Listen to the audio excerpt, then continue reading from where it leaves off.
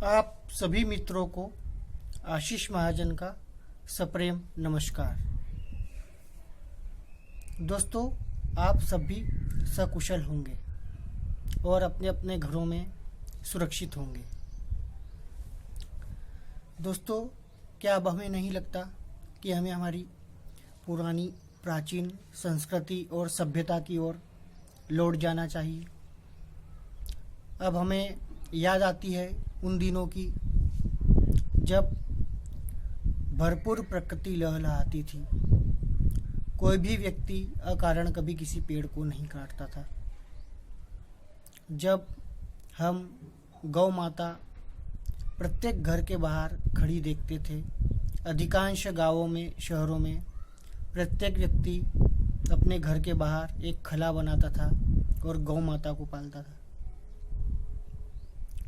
और साथ ही हम देखते थे हर थोड़ी दूरी पर गांवों में नदियाँ बहती थी, कलकल बहती थी, प्रवाहमान रहती थी।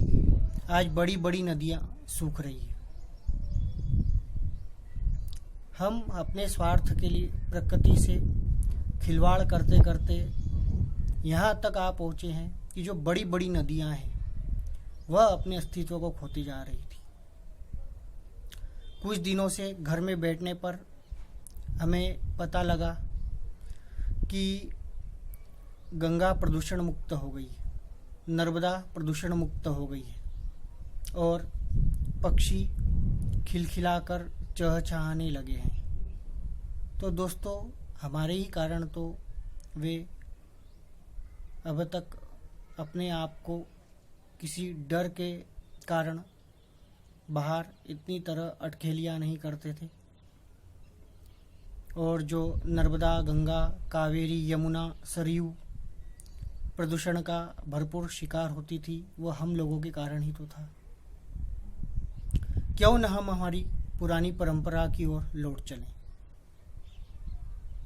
अब हमें पुराने ख्यालों को और अंधविश्वासों को जो कहा जाता था उसे वैज्ञानिक कसौटी पर आंकना चाहिए, और जो अंधविश्वास है उसे बिल्कुल नहीं मानना चाहिए। मैं किसी भी अंधविश्वास की या कपोल कल्पना की पैरवी बिल्कुल नहीं करता, लेकिन जो वैज्ञानिक भी जिसे सत्य मानते हैं, जिसे माना जाता है कि हाँ, ये भारतीय परंपराएं विज्ञान के हिसाब से भी जरूरी है, अनुकरणीय है और इन्हें मानना चाहिए। आज योग, प्राणायाम, मेडिटेशन सारी दुनिया मानने लगी है। हम लोग छोड़ते गए, वे लोग अपनाते गए। नीम, पीपल, बिलपत्र, सुरजना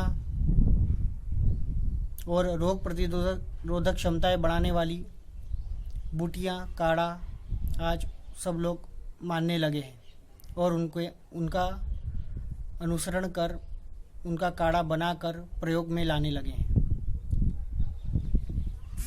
पहले हम गर्म पानी की बात करते थे तो लोग हंसते थे। दिन भर लोग फ्रिज का पानी पिया करते थे। आज लोगों को गर्म पानी का महत्व पता लगा है। तो दोस्तों, ज़रूरी है हमें अपनी सभ्यताओं को, संस्कृति को जानने की और उसकी ओर लौट जाने की।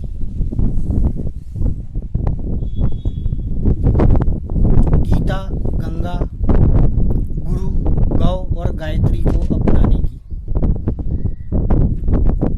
हमारे जितने भी त्योहार हैं वे भी वैज्ञानिक प्रामाणिकता की ओर खरे उतरते हैं। तो दोस्तों, अंधविश्वास को ना माने, किंतु जो वैज्ञानिक आधार पर हमारे स्वास्थ्य के लिए, हमारे परिवार के स्वास्थ्य के लिए जरूरी बातें हैं उसे हम अवश्य मानें।